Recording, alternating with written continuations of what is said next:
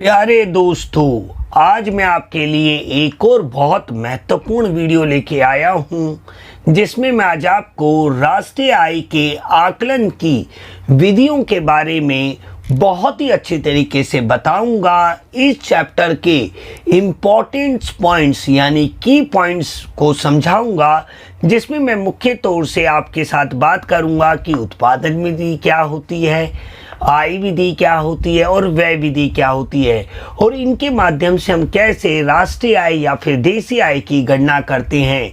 यानी कुल मिला के ये वीडियो अगर आप पूरा देख लेते हैं तो यकीन मानिए दोस्तों, आपको राष्ट्रीय आय की विधियों से जुड़े हुए जितने भी डाउट हैं वो सारे के सारे क्लियर हो जाएंगे। तो इसलिए मेरी आपसे रिक्वेस्ट है कि आप वीडियो पूरा अंत तक देखें और वीडियो को अच्छा लगने पर इसे लाइक करना, शेयर करना, और अगर चैनल पे पहली बार आए हैं तो हमें सब्सक्राइब करना तो बिल्कुल भी ना भूलें। और दोस्तों, अगर आप इससे पहले के 2 पार्ट देखना चाहते हैं और भारतीय अर्थव्यवस्था का विकास की बुक को भी समझना चाहते हैं तो आई बटन और डिस्क्रिप्शन जरूर चेक किया करें, क्योंकि वहां पे मैं बहुत सारे लिंक देता हूं आपके लिए। आप वहां से मेरी दूसरी वीडियोस को भी देख सकते हैं। तो चलिए फाइनली वीडियो को स्टार्ट करते हैं। और सबसे पहले मैं आपको दिखाना चाहता हूं इसके महत्वपूर्ण बिंदु। ये सारे के सारे महत्वपूर्ण बिंदु मैं आपको एक ही वीडियो में समझा दूंगा दोस्तों, और इसके फंडामेंटल बेस को समझाने के लिए मैं आपको कॉपी पे लिखकर भी समझाऊंगा। तो सबसे पहला ही प्रश्न उठता है कि राष्ट्रीय आय या फिर देशी आय को मापने की कितनी विधियां हैं? तो आंसर है 3 विधियां हैं। पहली है हमारी उत्पाद विधि, जिसे मूल्य वृद्धि विधि भी कहते हैं या फिर उत्पादन विधि भी इसे कहा जाता है। दूसरी है हमारी आय विधि, तीसरी है हमारी व्यय विधि। इन पर मैं डिटेल में भी वीडियो बना रखा है, बट मैं आज आपको इस पूरे चैप्टर के डिटेल में और महत्वपूर्ण बिंदुओं को समझाऊंगा दोस्तों। तो देखिए, ये तीनों विधियों का निर्माण कैसे हुआ, इसे समझाने के लिए मैं आपको ले चलता हूं अपनी कॉपी पे। पहले मैं आपको इसका बेस समझाता हूं ताकि आप इस चीज़ों को समझ सकें। देखिए, बहुत ही सिंपल सी बात है। अगर आप 12th क्लास में हैं तो आपको 2 ही क्षेत्रों के बारे में पढ़ना है। एक है हमारा परिवार क्षेत्र और दूसरा है हमारा उत्पादक क्षेत्र। ठीक है, सेकेंड ईयर में हमारे चारों क्षेत्र आ जाते हैं, बट अभी आप फोकस कीजिए केवल 2 ही क्षेत्रों पे।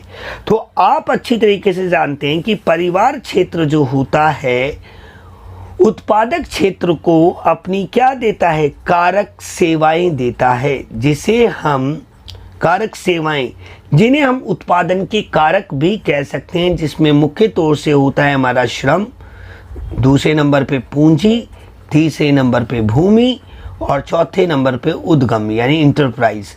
ये 4 जो हमारी कारक सेवाएं हैं जो परिवार क्षेत्र के पास होती है, इसका फ्लो किस तरफ होता है, परिवार क्षेत्र से उत्पादक क्षेत्र की तरफ, और यहाँ से फिर दोबारा एक और फ्लो आता है, और उत्पादक क्षेत्र इन्हीं कारक सेवाओं का उत्पादन के कारकों की तरह प्रयोग करके विभिन्न प्रकार की वस्तुओं तथा सेवाओं का उत्पादन करता है। विभिन्न प्रकार की वस्तुओं तथा सेवाओं का उत्पादन करता है।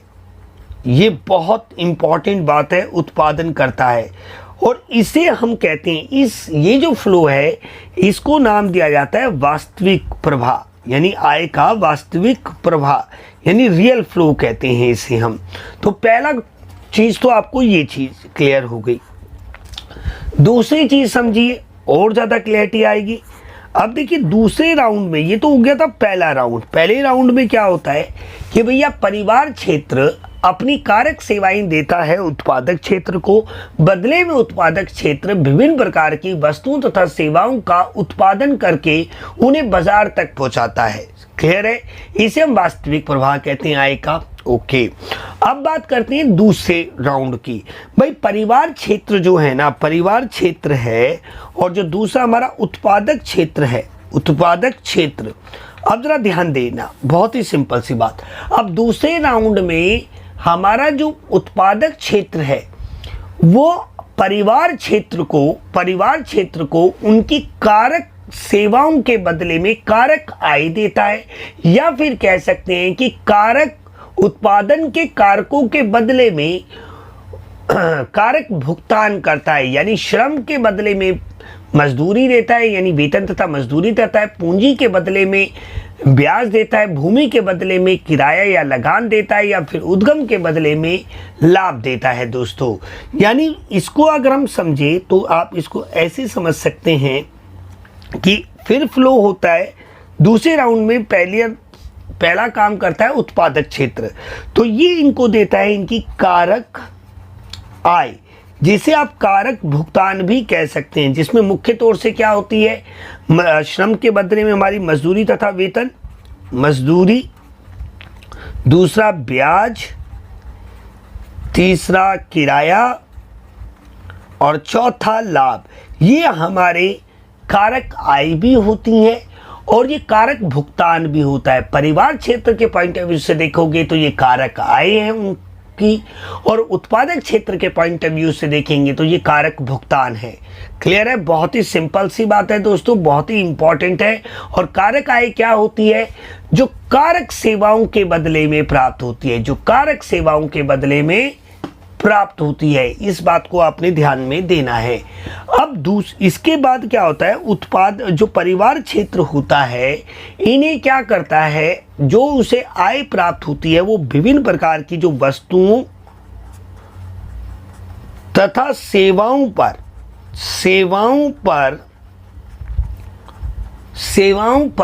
व्यय करता है। तो देखिए ये जो प्रभाव है ना, पहला तो क्या था, वास्तविक प्रभाव, और ये जो प्रभाव है इसको हम बोलते हैं मौद्रिक प्रभाव। क्या कहते हैं दोस्तों? मौद्रिक प्रभाव, यानी मनी फ्लो। और अगर हम आय का प्रभाव बोलते हैं, आय प्रभाव बोलेंगे तो आय प्रभाव यानी आय का चक्रीय प्रभाव बोलेंगे तो उसमें वास्तविक प्रभाव और मौद्रिक प्रभाव दोनों को सम्मिलित किया जाता है। बहुत ही इंपॉर्टेंट बात है दोस्तों। तो देखिए यहाँ पे वास्तविक प्रभाव में हमें क्या मिलती है, वस्तु तथा सेवाओं का उत्पादन। तो यहाँ से तो आ गई उत्पाद विधि, यहाँ से तो आ गई उत्पाद विधि। जब ये इनको कारक आय देता है तो यहाँ से आ गई हमारी आय विधि। और जब परिवार क्षेत्र द्वारा उत्पादक क्षेत्र को विभिन्न प्रकार की वस्तु तथा सेवाओं पे व्यय किया जाता है तो यहां से आ गई दोस्तों हमारी व्यय विधि।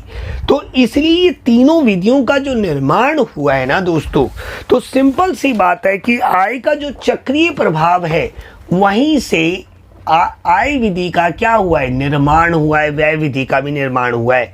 तो अब आपको ये चीज क्लियर हो गई होगी कि राष्ट्रीय आय के आकलन का मतलब होता है गणना करना, यानी नापना। अगर देश की सरकार या देश का कोई भी वासी राष्ट्रीय आय की मेजरमेंट करना चाहता है तो वो 3 तरीके से कर सकता है। पहला उत्पादन के माध्यम से, दूसरा आय के माध्यम से और तीसरा व्यय के माध्यम से। पर दोस्तों याद रखना आप ये बात कि तीनों ही विधियों में जो राष्ट्रीय आय की गणना होगी वो समान होगी, डिफरेंट नहीं हो सकता। चलिए मैं उम्मीद करता हूं आपको ये चीज क्लियर हो गई है। अब बात करते हैं उत्पाद विधि अथवा मूल्य वृद्धि विधि की परिभाषा क्या है और इसका फॉर्मूला क्या है कि हम इससे किस प्रकार राष्ट्रीय आय की गणना कर सकते हैं। पहले हम इसके अर्थ को समझते हैं। बहुत ही सिंपल है, आप बस मेरे साथ अंत तक बने रहे। यकीन मानिए दोस्तों, आपको बहुत अच्छी तरीके से मैं समझा दूंगा।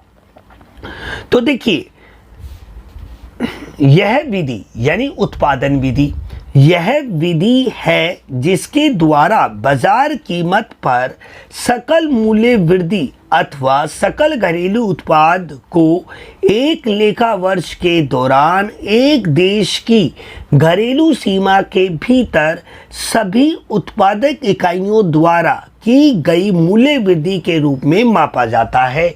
इसे राष्ट्रीय आय प्राप्त करने के लिए समायोजित किया जाता है। अब मतलब क्या है, बहुत ही सिंपल, ये तो बुक की लैंग्वेज थी। अब मैं इसे अपने शब्दों में समझाता हूं। जब एक देश की राष्ट्रीय आय या फिर देशी आय को मापने के लिए एक लेखा वर्ष के दौरान एक देश की घरेलू सीमा में सभी उत्पादकों के द्वारा जो मूल्य वृद्धि की जाती है उसके कुल जोड़ को हम राष्ट्रीय आय या फिर देशी आय कह सकते हैं। यानी सिंपल सी बात है दोस्तों, अगर आप राष्ट्रीय आय को मापने के लिए सभी उत्पादकों द्वारा जैसे मैं इसको और अच्छी तरीके से कॉपी में समझाता हूं ताकि और अच्छी तरीके से क्लैरिटी आए। तो देखिए हमारी क्या है उत्पादन विधि, हम उत्पाद विधि यानी उत्पादन विधि की बात करें, उत्पाद विधि जिसे हम मूल्य वृद्धि विधि भी कहते हैं। इसकी अगर डेफिनेशन की मुख्य बातें मैं आपसे कहूं तो देखिए सबसे मेन बात है, 2-3 पॉइंट्स हैं जिन्हें आपको मैं समझाना चाहता हूं। पहली बात की एक लेखा वर्ष के दौरान, यानी एक लेखा वर्ष मतलब 1 अप्रैल से 31 मार्च तक। पहली चीज क्लियर हो गई। दूसरी इंपॉर्टेंट बात है कि घरेलू सीमा यानी जो हमारी आर्थिक सीमाएं होती हैं, जो मैंने पिछले वीडियो में बताया था घरेलू सीमा, अगर हम एग्जांपल लें तो जो भारत की घरेलू सीमाएं उसमें तीसरी इंपॉर्टेंट बात है दोस्तों सभी उत्पादकों द्वारा की गई मूल्य वृद्धि। अब इस सभी उत्पादकों द्वारा जितने भी उत्पादक है, भले वो प्राथमिक क्षेत्र से संबंधित हो, द्वितीयक क्षेत्र से संबंधित हो या फिर तृतीयक क्षेत्र से संबंधित हो, सभी मतलब आपको याद रखना है कि उत्पाद विधि राष्ट्रीय आय की एक ऐसी विधि है जिसमें राष्ट्रीय आय की गणना करने के लिए एक लेखा वर्ष के दौरान एक देश की घरेलू सीमा के अंतर्गत सभी उत्पादकों द्वारा की गई मूल्य वृद्धि के माध्यम से राष्ट्रीय आय की गणना की जाती है। सिंपल सी बात है। अभी मैं आपको इसके फॉर्मूले को समझाऊंगा तो आपको पूरी तरीके से ये बात क्लियर हो जाएगी। बस आप मेरे साथ बने रहें। देखिए दोस्तों, ये तो डेफिनेशन है। अब इसका फॉर्मूला मैं समझाता हूं कि हम किस प्रकार राष्ट्रीय आय की गणना हम इससे करते हैं। तो बहुत सारे विद्यार्थियों को इसके फॉर्मूले को समझने में दिक्कत होती है, तो मैं अब आपको थोड़ा सा शॉर्ट में बताऊंगा कि हम किस प्रकार राष्ट्रीय आय की गणना करते हैं उत्पादन विधि के माध्यम से। तो देखिए मैंने थोड़ा सा जूम आउट कर दिया है ताकि आप अच्छी तरीके से समझ सकें चीज़ों को। अब देखिए मैंने यहाँ पे लिखा है भाई NNP eight factor cost by product method. मतलब क्या हो गया, मैंने थोड़ा सा इंग्लिश में लिख दिया आपके लिए ताकि आपको इंग्लिश के टर्म्स भी थोड़ा से पता लगे। तो इसका फॉर्मेट क्या है, देखिए बहुत ही सिंपल। मैंने लिखा है NNP eight factor cost by product method का मतलब हो गया net national product at factor cost. क्योंकि जब भी आप राष्ट्रीय आय की गणना करते हैं या जब भी आप देशी आय की गणना करते हैं तो दो बातें आपने याद रखनी है। पहली बात कि वो सबसे पहली बात कि वो निवल होनी चाहिए यानी शुद्ध होनी चाहिए, यानी किसी प्रकार का मूल्य ह्रास उसमें शामिल नहीं होना चाहिए। दूसरी बात कि वो फैक्टर कॉस्ट पे होनी चाहिए, यानी मतलब क्या कि उसमें अप्रत्यक्ष कर और आर्थिक सहायता सम्मिलित नहीं होनी चाहिए। ये दो बातें आपने याद रखनी और यही दो बातें देशी आय की गणना करते भी इंप्लीमेंट होती है दोस्तों। तो देखिए मैं इसका फॉर्मेट बताऊंगा, फॉर्मेट का मतलब इसका फॉर्मूला बताऊंगा कि आप किस फॉर्मूले के माध्यम से राष्ट्रीय आय की गणना कर सकते हैं। तो देखिए बहुत ही सिंपल। सबसे पहले आप एक बॉक्स बनाइए, ये आपको समझाने के लिए, आपको पेपर में ऐसा नहीं करना। सबसे मेन देखिए आप जानते हैं कि एक देश की जो अर्थव्यवस्था होती है, अर्थव्यवस्था, वो अर्थव्यवस्था क्या होती है, जहाँ पे आर्थिक क्रियाओं की व्यवस्था की जाती है, यानी जहाँ पे भाई आर्थिक क्रियाओं की व्यवस्था। आर्थिक क्रियाएं क्या होती है, जो सीमित संसाधनों तो होते हैं उनसे जुड़ी हुई क्रियाओं को हम आर्थिक क्रियाएं कहते हैं, जिसके माध्यम से एक व्यक्ति या एक परिवार अपनी जीवन यापन के लिए जीविका प्राप्त करता है, ये होती है आर्थिक क्रिया। और जहाँ पे आर्थिक क्रियाओं की व्यवस्था की जाती है उसे हम अर्थव्यवस्था कहते हैं। अब अर्थव्यवस्था को 3 क्षेत्रों में बांटा जाता है। पहला होता है प्राथमिक क्षेत्र जिसे हम कृषि क्षेत्र कहते हैं, दूसरा होता है विनिर्माण क्षेत्र जिसे हम औद्योगिक क्षेत्र भी कहते हैं, तीसरा होता है कहते हैं तृतीय क्षेत्र जिसे हम सेवा क्षेत्र भी कहते हैं। दोस्तों, प्राथमिक क्षेत्र हो, द्वितीयक क्षेत्र हो या फिर तृतीयक क्षेत्र हो, जो कि अर्थव्यवस्था के 3 प्रमुख क्षेत्र हैं, उन तीनों के द्वारा जो भी सकल मूल्य वृद्धि की जाती है, सकल मूल्य वृद्धि की जाती है, उन तीनों को अगर आप जोड़ दोगे तो आपको बाजार कीमत पर सकल घरेलू उत्पाद प्राप्त हो जाता है, यानी जीडीपी एट मार्केट प्राइस आपको मिल जाता है। अभी मैं और भी इसकी इंपॉर्टेंट बातें बताऊंगा, धीरे धीरे आप मेरे साथ बने रहें, आपको 100% समझ आ जाएगा। तो देखिए, पहला लिखेंगे हम प्राथमिक क्षेत्र द्वारा, प्राथमिक क्षेत्र द्वारा सकल मूल्य वृद्धि, क्योंकि इस विधि को हम सकल मूल्य वृद्धि विधि भी कहते हैं। दूसरे नंबर पे क्या आएगा, द्वितीयक क्षेत्र द्वारा सकल मूल्य वृद्धि। तीसरा आएगा हमारा तृतीय क्षेत्र द्वारा सकल मूल्य वृद्धि। अब यहाँ पे एक सावधानी बरतनी पड़ेगी आपको, जो इसकी सावधानी पूछी हुई जाती है। देखिए, सकल मूल्य वृद्धि पूछी और मूल्य वृद्धि कैसे निकालते हैं, सकल छोड़ दीजिए अभी, आप मूल्य वृद्धि कैसे निकालते हैं, मैं इसको थोड़ा पीछे समझाता हूँ आपको। तो देखिए, बहुत ही सिंपल सी बात है, जब आपको मूल्य वृद्धि निकालनी है, मूल्य वृद्धि या सकल मूल्य वृद्धि निकालनी है, तो आपको क्या करना पड़ेगा, जो भी आपका उत्पाद है, उत्पाद का जो मूल्य है, उसमें से उस उत्पाद को यानी अंतिम वस्तु को बनाने के लिए आपने कुछ मध्यवर्ती यानी कच्चे माल का भी प्रयोग किया होगा। मध्यवर्ती वस्तु का मूल्य आप क्या करोगे, घटा दोगे। फॉर एग्जाम्पल कि मैंने एक जोड़ी जूता बनाने में, मेरे एक जोड़ी जूते की जो कॉस्ट है मार्केट में, मार्केट प्राइस है वो है 500 रुपये, बट उसे बनाने में मैंने 200 रुपये खर्च किए हैं, भले उसका रॉ मटेरियल हो, बिजली पानी का हो, सब कुछ मिला के 200 रुपये मुझे खर्च करने पड़े उसके लिए। तो उसका जो मूल्य वृद्धि की मैंने वो क्या की, 300 रुपये की।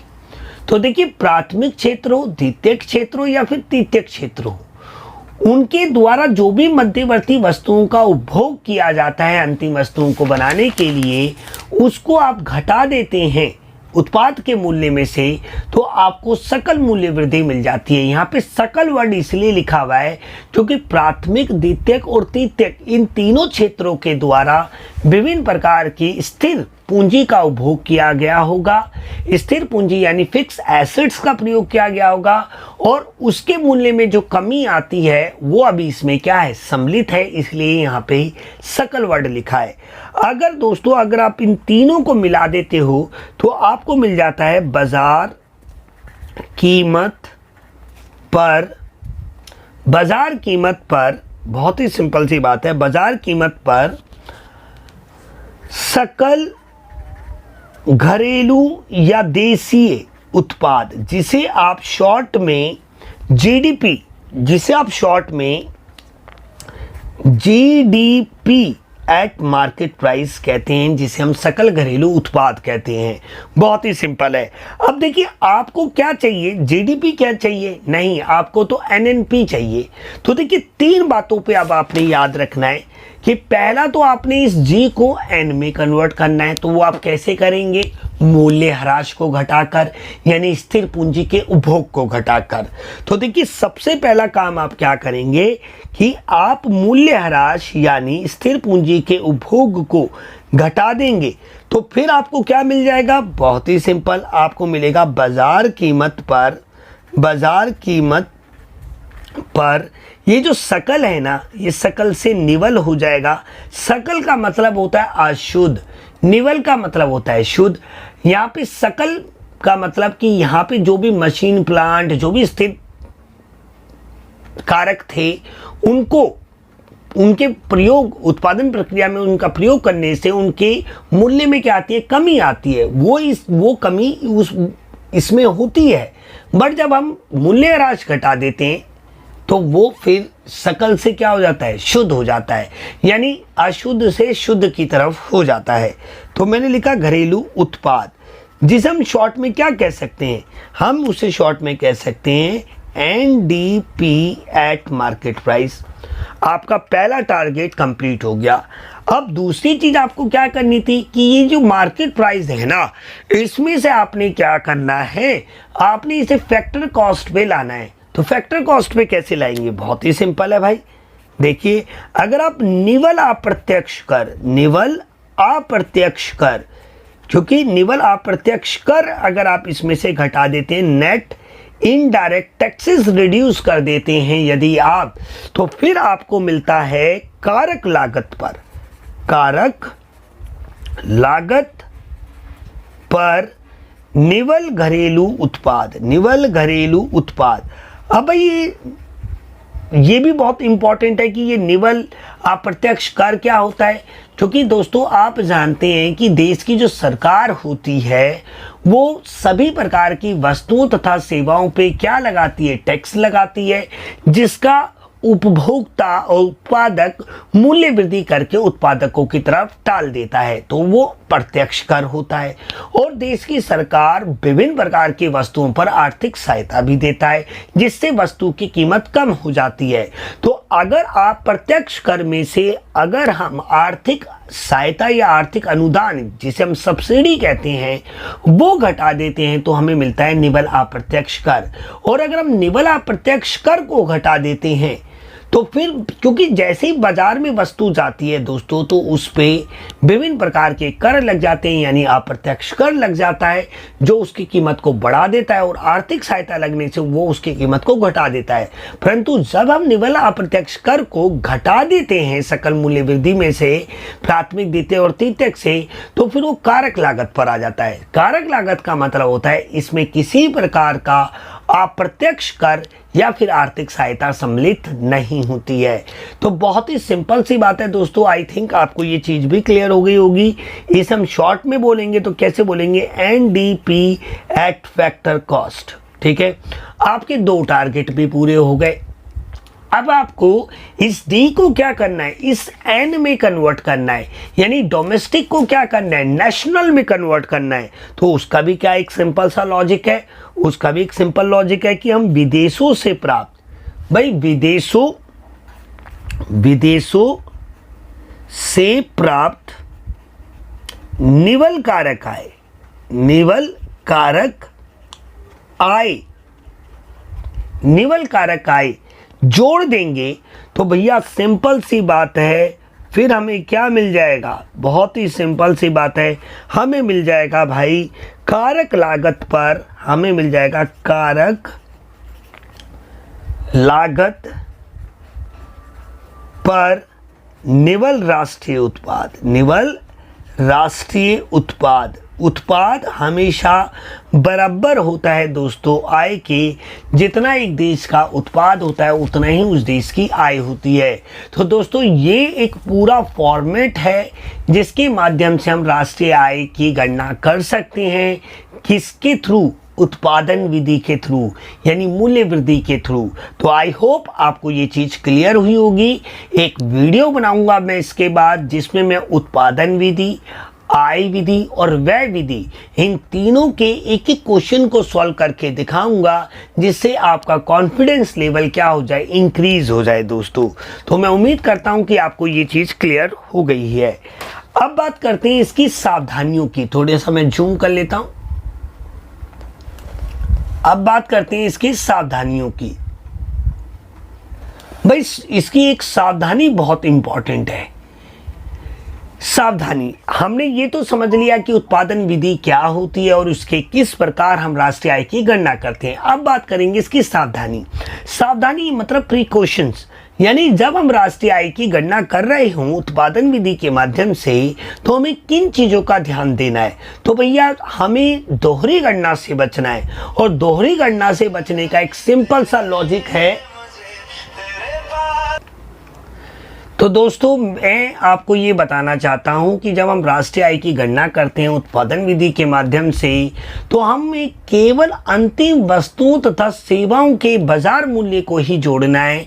जो मध्यवर्ती वस्तुओं के बाजार मूल्य है उसे नहीं जोड़ना है, क्योंकि आप अच्छी तरीके से जानते हैं कि अंतिम वस्तुओं के मूल्य में ही मध्यवर्ती वस्तुओं का मूल्य छुपा होता है।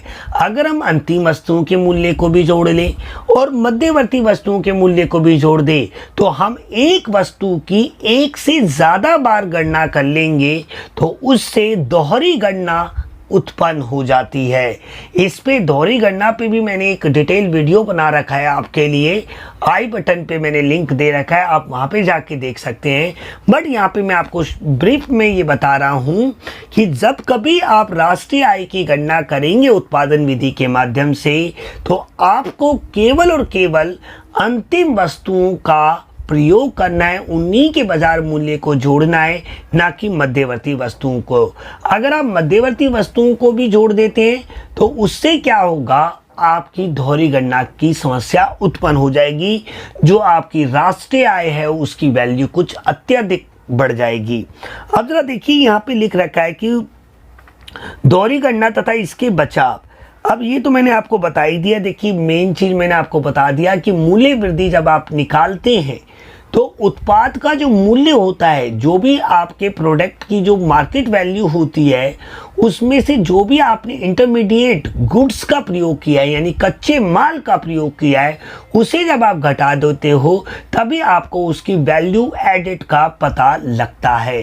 तो आई होप आपको ये चीज़ें क्लियर हो गई है। दोहरी गणना को अगर और अच्छी तरीके से आप समझना चाहते हैं तो मैंने इस पे डिटेल वीडियो बना रखा है, आप वहां पे जाके देख सकते हैं।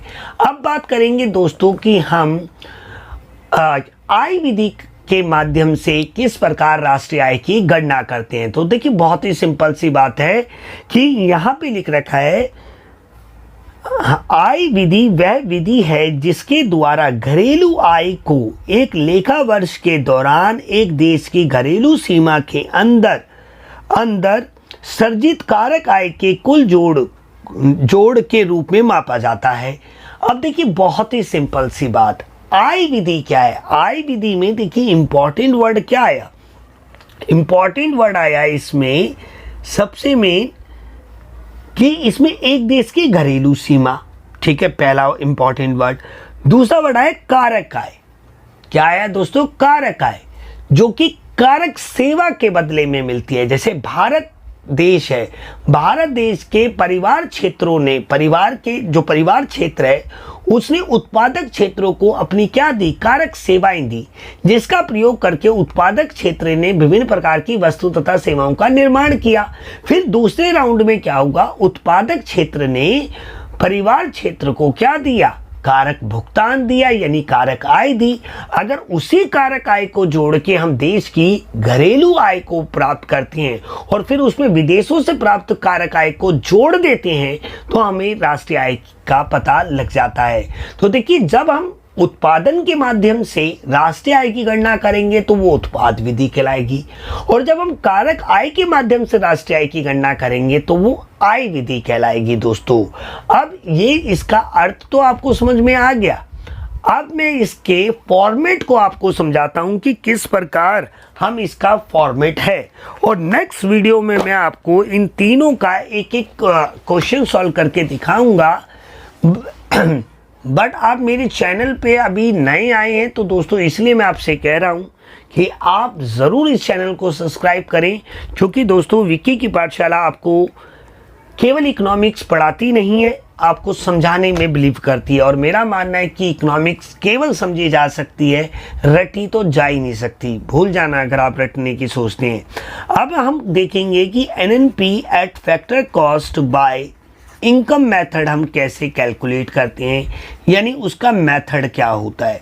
बहुत ही सिंपल सा मेथड है, आप सिर्फ ध्यान देना और इसके लॉजिक को समझने का प्रयास करना। तो हम इसके फॉर्मेट को देखते हैं कि भाई हमें कौन कौन से चरणों से होके गुजरना पड़ता है। तो देखिए बहुत ही सिंपल सी बात है, बहुत ही सिंपल, जरा ध्यान देना बस। देखिए, सबसे पहला पॉइंट आता है हमारा जो मोस्ट इंपॉर्टेंट है, कर्मचारियों का पारिक श्रमिक, जिसे हम क्षतिपूर्ति भी कहते हैं, कर्मचारियों की क्षतिपूर्ति भी कहते हैं। देखिए, कर्मचारियों का पारिक श्रमिक का मतलब क्या हो गया। आप जानते हैं कि 4 हमारी प्रमुख कारक सेवाएं हैं, जिसे हम उत्पादन के कारक भी कहते हैं। उसमें से नंबर 1 पे आता है हमारा श्रम, जिसके बदले में हमें मजदूरी तथा वेतन मिलता है। उसे ही दोस्तों हम कहते हैं कर्मचारियों का पारिक श्रमिक। कितनी सिंपल बात है। और इसके कुछ सब पॉइंट्स हैं जो आपको पता होने चाहिए कि इसमें क्या क्या आता है। सबसे पहले आता है दोस्तों इसमें मजदूरी, वेतन तथा मजदूरी जो आपको मिलती है, वेतन तथा मजदूरी, जिसे हम बेसिक इनकम भी कहते हैं। दूसरा आता है इसमें हमारा सेवानिवृत्त पेंशन। अब सेवानिवृत्त पेंशन मतलब क्या, बहुत ही सिंपल सी बात है। आपको डीए, बहुत सारे अलाउंस, टीए मिलता है, डीए मिलता है और बोनस मिलता है। वो सभी को हम सेवा में करते हुए जो भी आपको इनकम के अलग चीज़ें मिलती हैं, उन्हें हम सेवानिवृत्त पेंशन कह सकते हैं। इसके बाद आता है दोस्तों आपका भविष्य निधि, क्योंकि जो पैसा आप अपने भविष्य को सिक्योर करने के लिए पीपीएफ यानी पर्सनल प्रोविडेंट फंड में जमा कराते हैं, वो भी इसका ही पार्ट होता है, कर्मचारियों का पारिक श्रमिक का। इसके बाद हमारा चौथा पॉइंट आता है सामाजिक कार्यक्रमों में सामाजिक कार्यक्रमों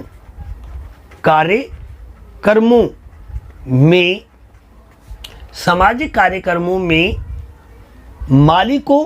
मालिकों या फिर अंशदारियों का अंशदान या फिर योगदान। देखिए दोस्तों, अभी जैसे कि कोरोना आ गया था, तो कोरोना के टाइम पे भारत सरकार ने सभी के 1 दिन के वेतन की कटौती की, जिससे कोरोना के अगेंस्ट लड़ा जा सके। ठीक है ना। तो उस ऐसी चीज़ों में मतलब हम क्या देते हैं, अपनी सैलरी का कुछ ना कुछ पार्ट देते हैं, तो वो भी हमारा कर्मचारियों के पारिक श्रमिक में इंक्लूड होता है। तो आपने याद रखना है कि अगर आपको क्वेश्चन में, जब आपको एक क्वेश्चन दिया जाए कि राष्ट्रीय आय की गणना कीजिए इनकम मेथड से, अगर आपको ये पॉइंट मिलता है तो इनको कोई ज़रूरत नहीं है सम्मिलित करने की। परंतु ये नहीं दे रखा और इनमें से कोई 2 दे रखे हों, 3 दे रखे हों, 4 दे रखे हों, तो इन चारों को ऐड करके दोस्तों आप क्या बना सकते हो, ये बना सकते हो।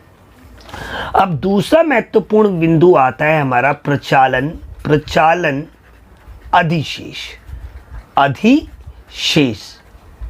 अब भाई प्रचालन अधिशेष मतलब क्या। देखिए, मैंने आपको क्या बताया था कि पहले नंबर पे क्या आता है हमारी कारक सेवाओं में, पहला श्रम, दूसरा भूमि और दूसरा पूंजी, तीसरा उद्गम, है ना। तो जी ये देखिए हमारी जो 3 सेवाएं हैं, जिसमें से हमारा क्या है भाई, पूंजी है, भूमि है और उद्गम है। ठीक है। इन तीनों के माध्यम से हम क्या करते हैं, विभिन्न प्रकार की वस्तु तथा सेवाओं का निर्माण करते हैं। श्रम को हम भाड़े पर लेकर करते हैं। तो हमें क्या मिलता है, हमें भाई श्रम के बदले में क्या मिलता है, और पूंजी के बदले में क्या मिलता है, ब्याज मिलता है। बहुत ही सिंपल सी बात, हमें पूंजी के बदले में क्या मिलता है, ब्याज मिलता है। भाई दूसरी बात, हमें भूमि के बदले में क्या मिलता है, किराया मिलता है, लगान मिलता है, या रॉयल्टी भी आप इसे कह सकते हैं। तीसरी चीज हमें क्या मिलती है, लाभ मिलती है ना। अब ये जो लाभ है ना, ये जो लाभ है, जो तीसरा पार्ट है यहाँ पे, इसके भी 3 पार्ट होते हैं दोस्तों। इसके 3 पार्ट में क्या होगा, सबसे मेन पहला होता है लाभांश, जो कि अंशधारियों को बांट दिया जाता है। दूसरा होता है निगम कर, जो कि सरकार को अप्रत्यक्ष कर के रूप में देना पड़ता है।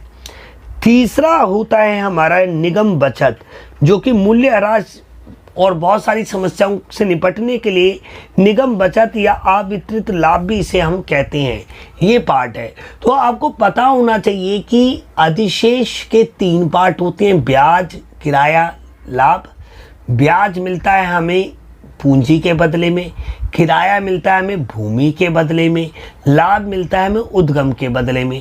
इस लाभ के भी 3 टुकड़े होते हैं, लाभांश, निगम कर और बचत। क्योंकि जो कंपनी प्रॉफिट कमाती है उसमें से जो पार्ट वो अपने अंशधारियों को बांट देती है उसे हम लाभांश कहते हैं। जो पार्ट वो सरकार को टैक्स के रूप में दे देती है उसे हम निगम कर कहते हैं, और जो पार्ट वो लाभ में से बचा लेती है भविष्य के लिए उसे हम निगम बचत कहते हैं।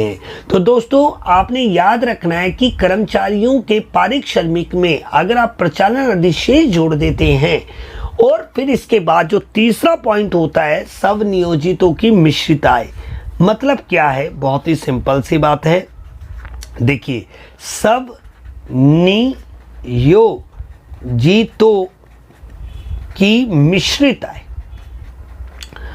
मिश्रित आय। अब देखिए, मिश्रित आय का मतलब है इसमें एक जो व्यक्ति है अपना स्वरोजगार कर रहा है, वो खुद ही श्रम दे रहा है, खुद ही श्रमिक की तरह भी काम कर रहा है, पैसा भी खुद का लगा रहा है, जमीन भी उसी की है, और साफ सीधी सी बात उद्गम भी उसी का है।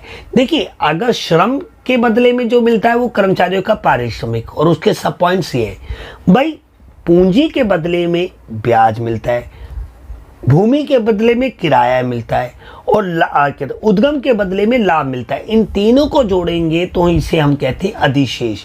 बट अगर हमारा श्रम, पूंजी, भूमि और उद्गम इन्हें अलग अलग करना संभव ना हो तो उसे ही हम कहते हैं दोस्तों मिश्रित आय। क्या कहते हैं? मिश्रित आय। इसका कोई भी सब पॉइंट नहीं है। तो हमारे लिए 3 इंपॉर्टेंट पॉइंट है। पहला, कर्मचारियों का पारिश्रमिक, दूसरा प्रचालन अधिशेष, और तीसरा सब नियोजितों की मिश्रित आय, जो कि हमें कारक आय के बदले में प्राप्त होती है। अगर हम इन तीनों को जोड़ देते हैं दोस्तों तो हमें कारक लागत पर, क्योंकि इसमें किसी भी प्रकार का अप्रत्यक्ष कर या आर्थिक सहायता नहीं है, ये कारक सेवाओं के बदले में प्राप्त होने वाली कारक आय है, तो ये डायरेक्ट कारक लागत पर निकलती है और वो बाजार कीमत पे निकलती है।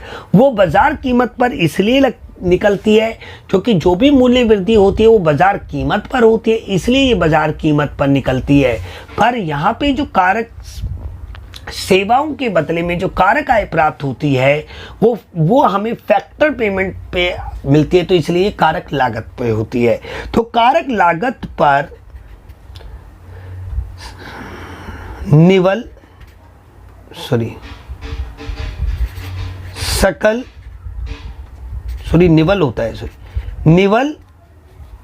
घरेलू उत्पाद, यानी बहुत ही सिंपल सी बात है मेरे दोस्तों, इसमें कोई भी रॉकेट साइंस नहीं है, इसे समझना।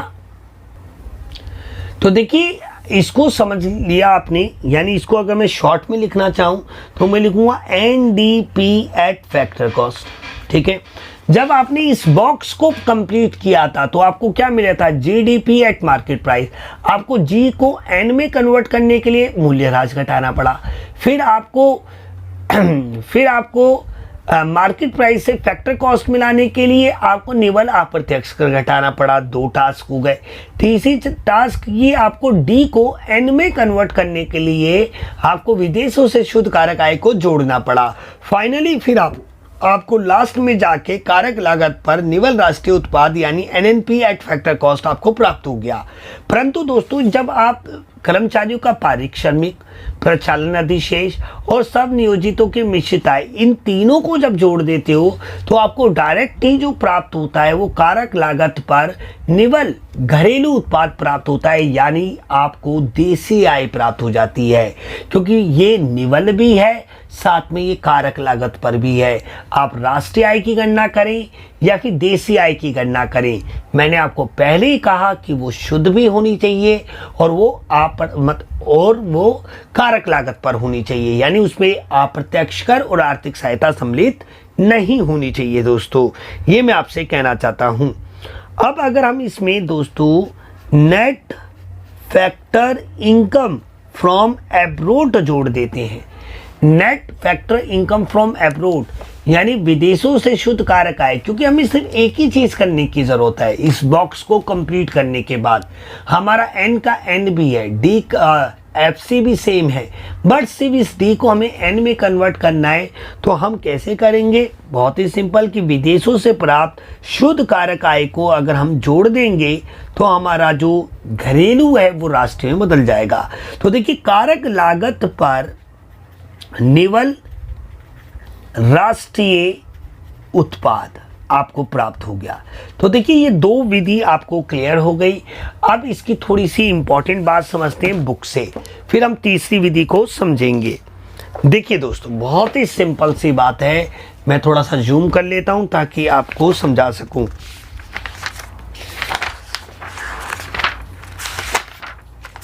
देखिए,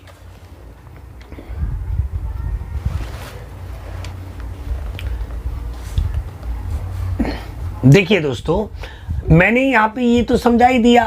अब देखिए, सावधानी क्या है, केवल कारक आय को जोड़े, ना कि हस्तांतरण भुगतान को और गैर कानूनी क्रियाएं जैसे जुआ से अर्जित आय को ना जोड़े। आपको पता ही है कि राष्ट्रीय आय हो या देशी आय हो, दोनों में केवल कारक आय को ही सम्मिलित किया जाता है जो कि काम के बदले में मिलती है। हस्तांतरण भुगतान बिना किसी काम के बदले में मिलती है, इसलिए ना तो इसे राष्ट्रीय आय में जोड़ा जाता है और ना ही देशी आय में जोड़ा जाता है। और जो गैर कानूनी क्रियाएं होती हैं उन्हें भी राष्ट्रीय आय में शामिल नहीं किया जा सकता, क्योंकि उनका कोई भी रिकॉर्ड नहीं होता है दोस्तों। और इस पे मैंने डिटेल वीडियो भी बना रखा है, आय विधि पे, व्यय विधि पे, बहुत ज़्यादा डिटेल। बट आज तो मैं आपको इन तीनों को एक साथ महत्वपूर्ण बातें इसकी बताना चाहता था।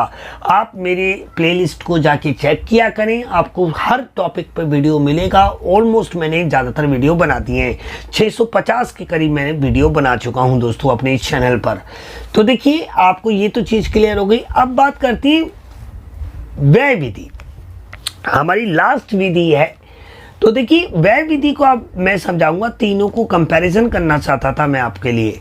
तो देखिए, व्यय विधि यानी जिसे हम एक्सपेंडिचर मेथड कहते हैं, व्यय विधि है जिसके द्वारा बाजार कीमत पर सकल घरेलू उत्पाद को एक लेखा वर्ष के दौरान एक देश की घरेलू सीमा के अंदर उत्पादित अंतिम वस्तु तथा सेवाओं पर की खरीद पर किए गए व्यय के कुल जोड़ के रूप में मापा जाता है। अब वो व्यय आपका उपभोग व्यय भी हो सकता है, निवेश व्यय भी हो सकता है। उपभोग व्यय उस व्यय को कहते हैं जब आप अपनी व्यक्तिगत आवश्यकता की पूर्ति के लिए बाजार से कोई वस्तु तथा सेवा खरीदते हो, और निवेश व्यय उसे कहते हैं जब आप अपने व्यापारिक उद्देश्य की पूर्ति के लिए आप किसी वस्तु या सेवा का क्रय करते हैं। तो बहुत ही सिंपल है दोस्तों कि आपको मैंने बताया था कि जो वस्तु तथा सेवाओं का निर्माण किया जाता है उत्पादक वर्ग के द्वारा कारक सेवाओं का प्रयोग कर फिर उन्हें वो क्या देता है, उत्पादक क्षेत्र कारक आय देता है।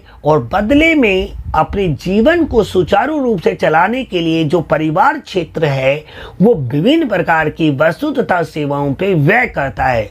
अगर हम व्यय को जोड़कर, भले वो उपभोग व्यय हो भले वो निवेश व्यय हो, उनको जोड़कर अगर हम राष्ट्रीय आय की गणना करेंगे तो फिर दोस्तों वो राष्ट्रीय आय की व्यय विधि कहलाएगी। अब इसके फॉर्मेट को समझाता हूं जिससे आपको और ज़्यादा क्लैरिटी आ जाए कि आखिर ये है क्या।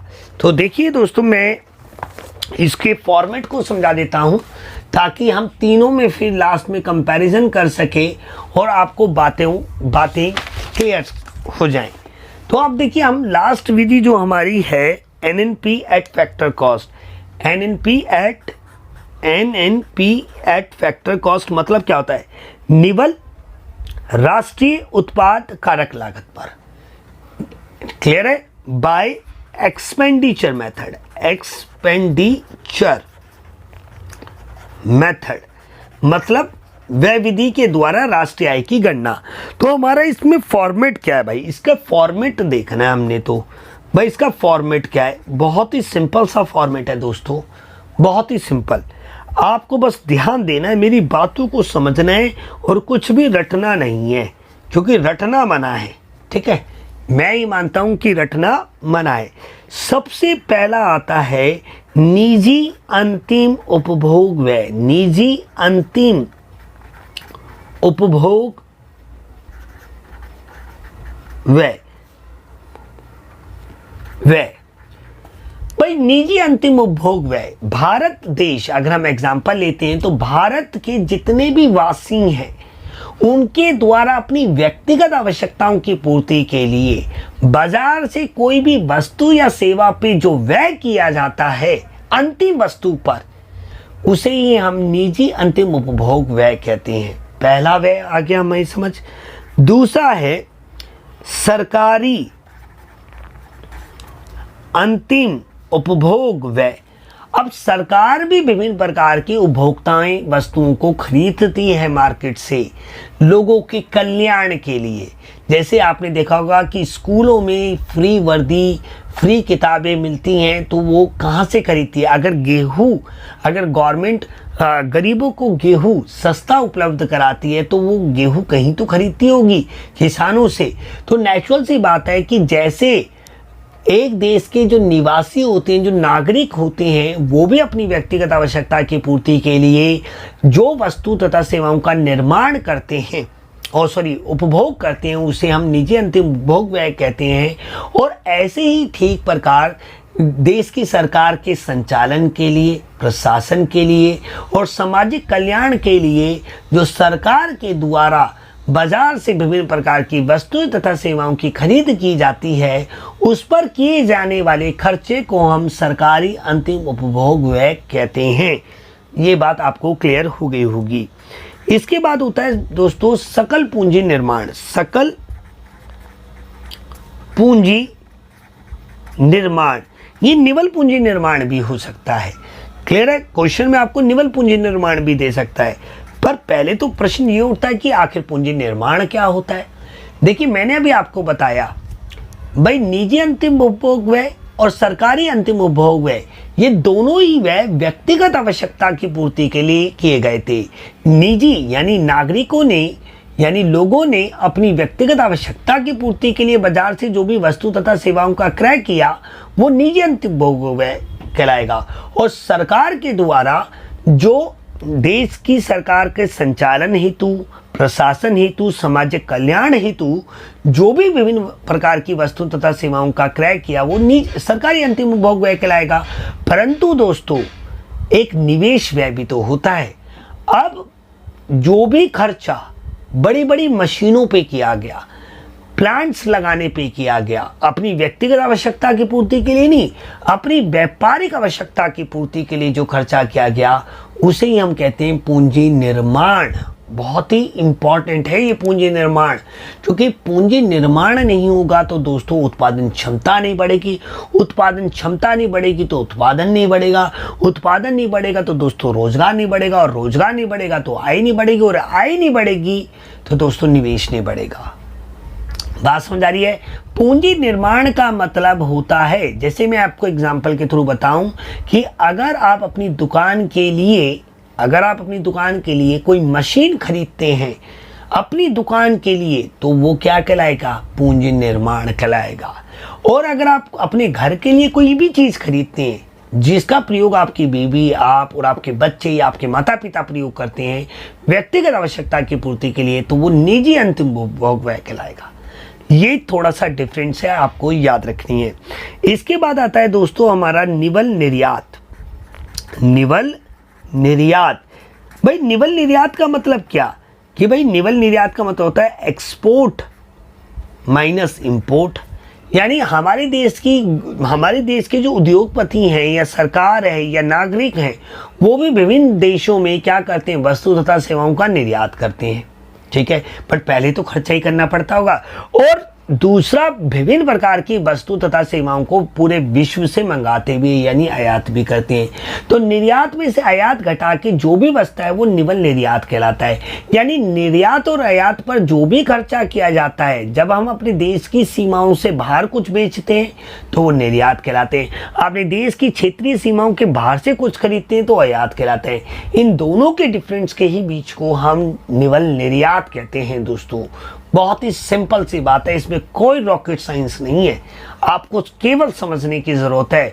बट ये भी एक खर्चा है, ये भी खर्चा है, ये भी खर्चा है, ये भी खर्चा है। खर्चा यानी व्यय है, और व्यय के माध्यम से ही तो हमें राष्ट्रीय आय की गणना करनी है मेरे दोस्तों। तो बहुत ही ईजी सी बात है। अब इसके बाद आता है स्टॉक में परिवर्तन। स्टॉक में परिवर्तन यानी चेंज इन स्टॉक। तो देखिए बहुत ही सिंपल सी बात, अगर हम क्लोजिंग स्टॉक में से ओपनिंग स्टॉक को घटा देते हैं, अगर हम क्लोजिंग स्टॉक में से ओपनिंग स्टॉक को घटा देते हैं तो हमें स्टॉक में परिवर्तन मिल जाता है, जिसे हम माल सूची निवेश भी कहते हैं दोस्तों। और माल सूची निवेश देखिए ये है हमारा स्थिर पूंजी पर किए जाने वाला खर्चा, और स्टॉक में परिवर्तन है हमारा माल सूची में किया जाने वाला खर्चा। माल सूची निवेश क्या होती है? एक तरीके का जिसमें हमारी तैयार वस्तुएं, अर्ध तैयार वस्तुएं और दोस्तों कच्चा माल तीनों सम्मिलित होती है। ये हमारा फिक्स इन्वेस्टमेंट होता है, ये हमारा करेंट इन्वेस्टमेंट होता है। इस पर जो पैसा खर्च होता है वो फिक्स कैपिटल कहलाता है, और इस पे जो पैसा खर्च होता है वो करेंट कैपिटल कहलाता है। तो है तो ये दोनों ही ना खर्चे। सिंपल सी बात है यार, इसको समझना कितना सिंपल है। ये पांचों के पांचों खर्चे हैं जो एक लेखा वर्ष के दौरान एक देश की घरेलू सीमा में खर्च किए जाते हैं विभिन्न प्रकार की वस्तुओं पर और सेवाओं पे। और अगर हम इन तीनों खर्चों को, इन सारे खर्चों को जोड़ दें तो हमें क्या मिल जाता है दोस्तों? हमें मिल जाता है बाजार कीमत पर, बाजार कीमत पर सकल घरेलू उत्पाद। बट आपने एक सावधानी बरतनी है। सावधानी क्या बरतनी है? बहुत ही सिंपल सी बात है कि कभी कभी आपको क्वेश्चन में सकल की जगह पे निवल दिया जाएगा, तो यहाँ पे ये फिर सकल नहीं आएगा, निवल आएगा, फिर आपको मूल्यह्रास घटाने की जरूरत नहीं है। अगर नहीं दे रखा तो आप फिर घटाएंगे। अब देखिए हमारे पास क्या आ गया? हमारे पास आ गया GDP एट मार्केट प्राइस। अब देखिए आपको जाना कहाँ है, आप हो कहाँ पे खड़े हुए? आप GDP एट मार्केट प्राइस पे खड़े हो। आपको जाना कहाँ है? NDP eight market price, simple factor cost. तो देखिए आपको इस G को N में कन्वर्ट करने के लिए आपको डेप्रिसिएशन यानी मूल्यह्रास को क्या करना पड़ेगा? माइनस करना पड़ेगा, पहली बात। दूसरी बात, आपको इस मार्केट प्राइस को फैक्टर कॉस्ट में करने के लिए आप नेट इनडायरेक्ट टैक्सेस को भी माइनस करना पड़ेगा, यानी निवल अप्रत्यक्ष कर को भी माइनस करना पड़ेगा।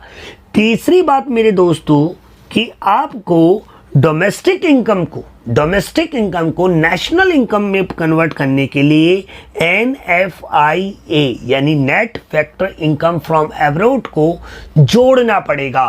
तो दो चीजें तो आपको घटानी पड़ेगी और एक चीज आपको जोड़नी पड़ेगी। तो देखिए बहुत ही सिंपल है यार, इसको समझना। पता नहीं क्यों नहीं विद्यार्थी इसे समझ पाते। उसका एक रीज़न ये भी हो सकता है कि हमारे जो टीचर्स हैं वो इतना अच्छे तरीके से नहीं बताते हैं दोस्तों, क्योंकि दोस्तों वो सरकारी दामाद हैं, और सरकारी दामाद इतने, आपको पता है ना, दामाद हमेशा इतराते हैं। पर दोस्तों विकी की पाठशाला आपके भले की बात करता है, क्योंकि मेरा विश्वास है कि पढ़ेगा भारत तो बढ़ेगा भारत, और मैं अपने भारत को बढ़ने में और पढ़ने में ज़रूर मदद करूंगा दोस्तों, क्योंकि मैं भारत से प्यार करता हूं। और दोस्तों अगर आप भी अपने भारत से प्यार करते हैं तो आप भी अपने भारत को पढ़ने में और बढ़ने में मदद कीजिए। और दोस्तों हमारे चैनल को ज़्यादा से ज़्यादा सपोर्ट करें, ताकि ये जो मेरा संदेश है सभी देशवासियों तक पहुँचे और हमारा देश विश्व में रियल मायने में जगत गुरु बने। ठीक है, तो देखिए अगर हम इसमें से मूल्यह्रास को घटाते हैं, मूल्यह्रास क्योंकि हमें निवल चाहिए, तो फिर जैसे हमने मूल्यह्रास को घटाया या स्थिर पूंजी का उपभोग घटाया, तो हमें बाजार कीमत पर ये सकल से क्या हो जाएगा? निवल हो जाएगा। घरेलू उत्पाद, जिसे हम क्या कहेंगे दोस्तों शॉर्ट में कि भैया कुछ नहीं, सब कुछ तो सेम रहेगा, ये जी क्या हो जाएगा? एन हो जाएगा, NDP एट मार्केट प्राइस। ठीक है दोस्तों, अब देखिए एक चीज़ तो हो गई। अब हमें क्या करना है? बहुत ही सिंपल सी बात, हमें घटाना है। ये मैंने प्लस कर दिया, माफ़ी चाहता हूँ, माइनस करना है। माइनस में कुछ ज़्यादा ही भावनाओं में बह गया। अब जरा देखिए दूसरी चीज आपने क्या करनी है, बहुत ही सिंपल। आपने क्या करनी है, नेट इनडायरेक्ट टैक्सेस यानी निवल अप्रत्यक्ष कर को घटाना है। जैसे ही आप निवल अप्रत्यक्ष कर घटाएंगे तो ये बाजार कीमत से क्या हो जाएगा, कारक लागत पर हो जाएगा। यानी इसमें जो अप्रत्यक्ष कर और आर्थिक सहायता का इम्पैक्ट था वो खत्म हो जाएगा। कारक लागत पर निवल घरेलू उत्पाद यानी मेरे दोस्तों आपको प्राप्त हो गई है देश की देशीय आय, यानी भारत की जो क्षेत्रीय सीमाओं में जो देशी आय उत्सर्जित हुई एक लेखा वर्ष के समान या सर्जित हुई उसका पता लग गया। अब इसमें आपका काम है केवल और केवल विदेशों से प्राप्त शुद्ध कारक आय को जोड़ना, जिसे हम क्या कहते हैं, एन यानी net factor income from abroad. इसको अगर हम जोड़ देंगे तो फिर हमें हमारा टारगेट हिट कर जाएगा, यानी हमें प्राप्त हो जाएगा कारक लागत पर निवल राष्ट्रीय उत्पाद। तो देखिए निवल राष्ट्रीय उत्पाद यानी मतलब क्या मेरे दोस्तों, यानी एनएनपी एट फैक्टर कॉस्ट जो हमें निकालना था।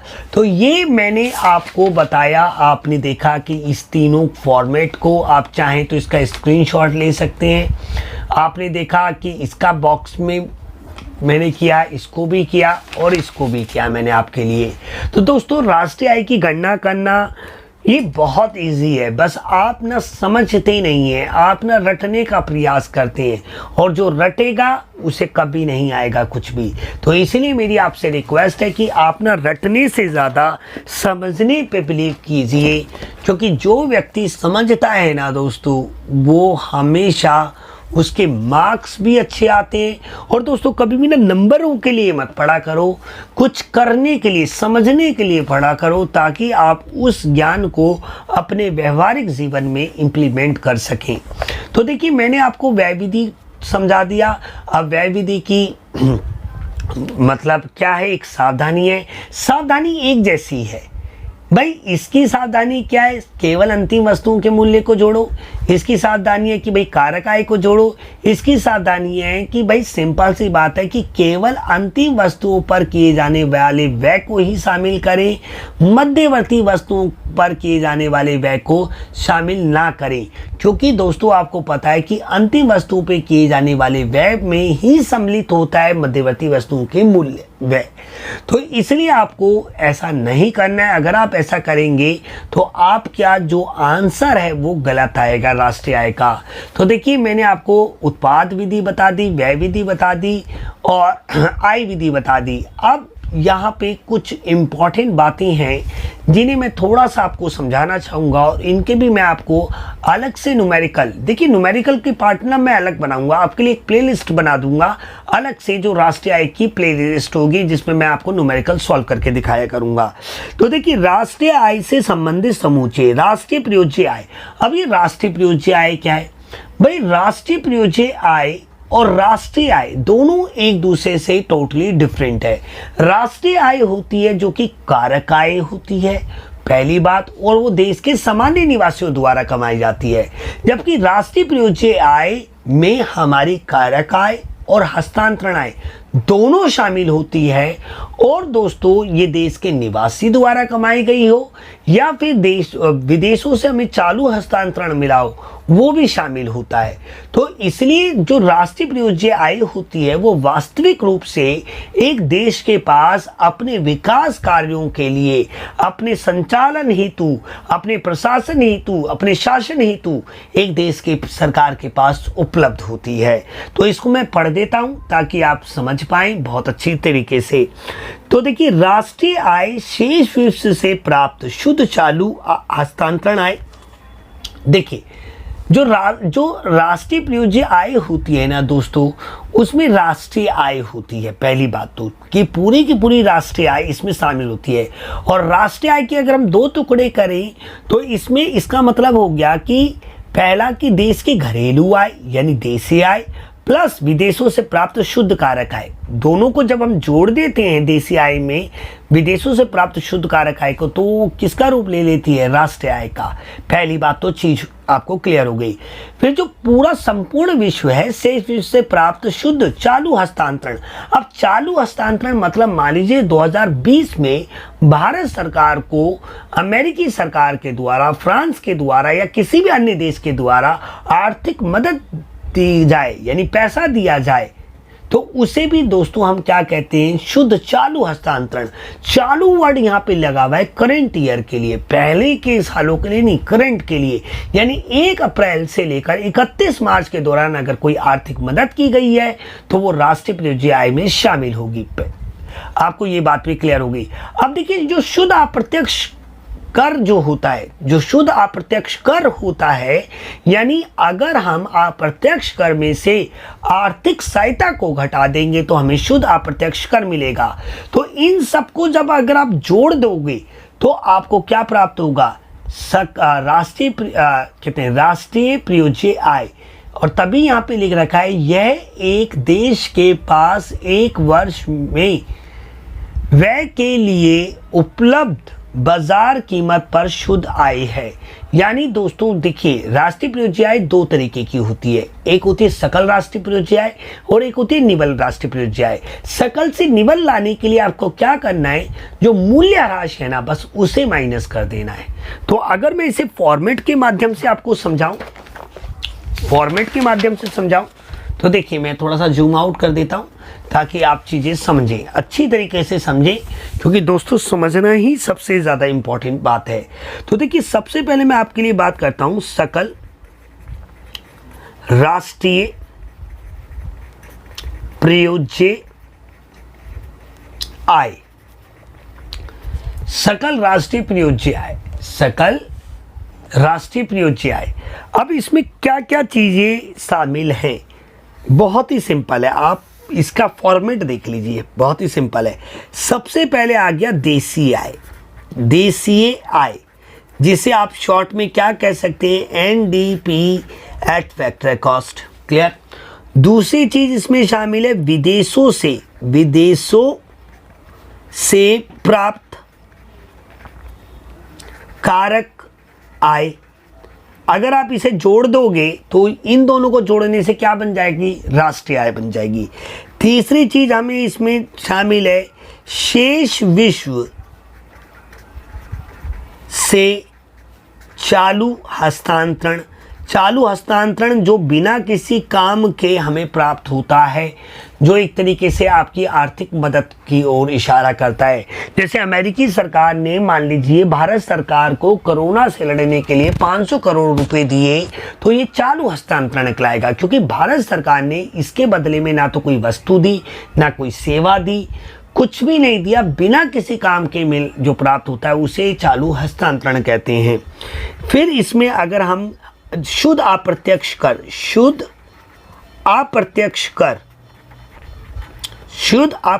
कर भी जोड़ दें, तो ये सारी चीज़ें अगर हम जोड़ देते हैं ना दोस्तों, सारी की सारी चीज़ें जोड़ देते हैं, तो हमें प्राप्त हो जाता है सकल राष्ट्रीय परियोज्य आय। क्या निकल प्राप्त हो जाता है? सकल राष्ट्रीय परियोज्य आय। परियोज्य आय यानी एक देश की कुल आय की ओर इशारा करता है राष्ट्रीय आय, और भी बाकी स्रोतों से प्राप्त जो कारक आय मतलब आय होती है, भले वो कारक हो, भले वो हस्तांतरण हो, उसको भी जोड़ दें तो हमें टोटल आय का पता लग जाता है कि ये टोटल आय है जो हमें प्राप्त हुई है, जो एक देश के पास उपलब्ध है अपने विकास कार्यों को करने के लिए। अगर दोस्तों इसमें सकल वर्ड इसलिए लगा हुआ है क्योंकि मूल्य ह्रास शामिल है, यानी पुनः स्थापन लागत सम्मिलित है, जिसे आप मूल्य राशि कह सकते हो। क्योंकि दोस्तों राष्ट्रीय आय या देसी आय को प्राप्त करने में हमने विभिन्न प्रकार की मशीनें यानी स्थिर पूंजी का उपभोग किया है, अगर वो घटा देते हैं तो ये सकल से क्या हो जाएगा? निवल राष्ट्रीय परियोज्य आय। क्लियर है? बहुत ही ज़्यादा सिंपल सी बात है। कितना सिंपल है इसको समझना, कुछ भी नहीं है दोस्तों, रॉकेट साइंस बिल्कुल भी नहीं है ये। तो आपको ये समझ में आ गया और आप ये बात समझें कि निवल राष्ट्रीय परियोजनाएं वास्तविक रूप से एक देश के पास उपलब्ध होती है अपने विकास कार्यों को पूरा करने के लिए। तो आपको ये चीज़ क्लियर हो गई होगी। अब मूव करते हैं अगेन अपनी बुक की तरफ। देखिए बुक तो मैं केवल आपकी एक हेल्प के लिए रखा है, बट मैं आपको अपने ही शब्दों में समझाना ज़्यादा बिलीव करता हूँ और आपको बुक का फ़ायदा भी होगा। पूरी बुक मैं आपको नहीं दिखा सकता, बट एक पेज तो मैं आपको दिखा ही सकता हूँ। तो देखिए राष्ट्रीय परियोजनाएं मैंने आपको बता दिया, निजी क्षेत्र को शुद्ध घरेलू उत्पाद से प्राप्त कारक आय। अब देखिए आप जानते हैं कि दो तरीके के क्षेत्र होते हैं, एक होता है उत्पादक क्षेत्र और एक होता है परिवार क्षेत्र। उत्पादक क्षेत्र क्या होता है, विभिन्न प्रकार की वस्तु तथा सेवाओं पे क्या करता है भाई, नेचुरल सी बात है, उनका उत्पादन करता है। अब उत्पादन करने की दो तरीके के उद्गम होते हैं, एक होते हैं सार्वजनिक उद्गम जिसका स्वामित्व सरकार के पास होता है, एक होते हैं निजी उद्योग जिसका स्वामित्व निजी हाथों के पास होता है। ठीक है, हमें यहाँ पे ये पूछ रहा है कि निजी क्षेत्र को शुद्ध घरेलू उत्पाद से प्राप्त होने वाली कारक आय, यानी मतलब क्या, सिंपल सी बात है कि जो देश की घरेलू आय है यानी जो देशीय आय है उसमें से निजी क्षेत्र को कितनी आय प्राप्त हुई, ये आपसे पूछ रहा है। तो इसको पढ़ देता हूँ, बहुत ही सिंपल है। कारक लागत पर शुद्ध घरेलू उत्पाद की सरकारी क्षेत्र को घरेलू उत्पाद से प्राप्त आय का अधिक आय होता है। मतलब इसको मैं अपने शब्दों में समझाऊंगा तो ज़्यादा अच्छी तरीके से समझाऊंगा, ज़रा बात को समझना दोस्तों। मैं इसे अपने शब्दों में समझाता हूँ, बुक में तो इतना सही नहीं है ये। तो देखिए हमसे पूछ रहे हैं कि निजी क्षेत्र को, क्या पूछा है, निजी क्षेत्र को शुद्ध घरेलू उत्पाद से प्राप्त कारक आय। तो देखिए बहुत ही सिंपल है, अगर आपकी जो देशी आय है, देखिए यार बहुत ही सिंपल सी बात है, जो आपकी निवल कारक लागत पर, मैं ऐसे कहूं कारक लागत पर निवल घरेलू आय जो है, अगर आप इसमें से बहुत ही सिंपल सी बात दो चीजें घटा देते हैं, एक तो सार्वजनिक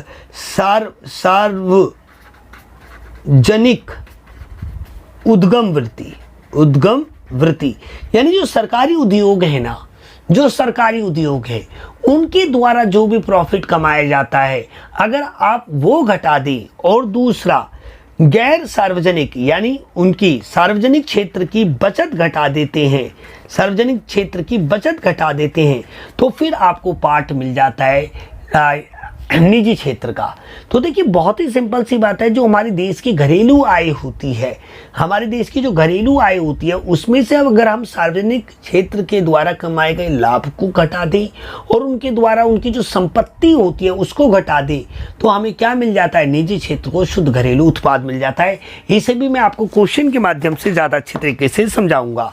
अब बात करते हैं हम अपनी निजी आय की तरफ, मूव करते हैं। देखिए दोस्तों, देखिए निजी, ये बता दिया मैंने आपको, निजी आय क्या होती है, सभी क्षेत्रों, देखो निजी आय जो होती है प्राइवेट इनकम, सभी स्रोतों, भले वो कारक आय हो, भले वो चालू हस्तांतरण हो, से एक वर्ष की अवधि के दौरान निजी क्षेत्र को होने वाली कारक आय है। इस पर भी मैं डिटेल वीडियो बना चुका हूं, बट मैं थोड़ा सा यहाँ पे आपको बता देता हूँ कि निजी आय क्या होती है। जो हमारे देश के लोग हैं, यानी हम जैसे लोग हैं, जो देश की जनता है, जो उत्पादन कार्यों में पार्टिसिपेट करती है, जो उसे कारक आय के बदले में मिलते हैं, वो तो निजी क्षेत्र को शुद्ध घरेलू उत्पाद से मिलता है।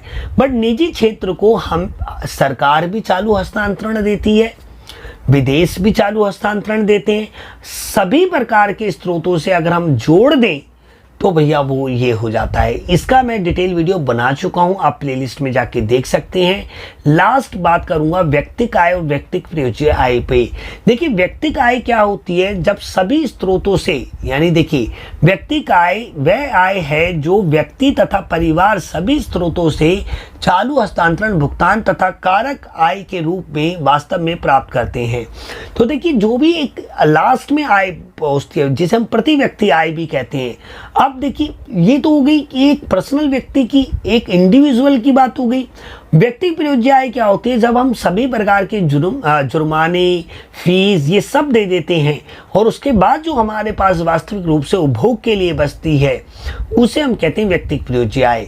दोस्तों इन पर मैं आपको डिटेल वीडियोस मैं बना चुका हूं, बट आज मेरा उद्देश्य था इन तीनों पर एक कंपैरिजन करके दिखाना आपको, और इन पर भी मैं आपको अलग से एक प्लेलिस्ट बनाऊंगा अपने चैनल पे, जिसका नाम रखूंगा मैं national income question, numerical questions.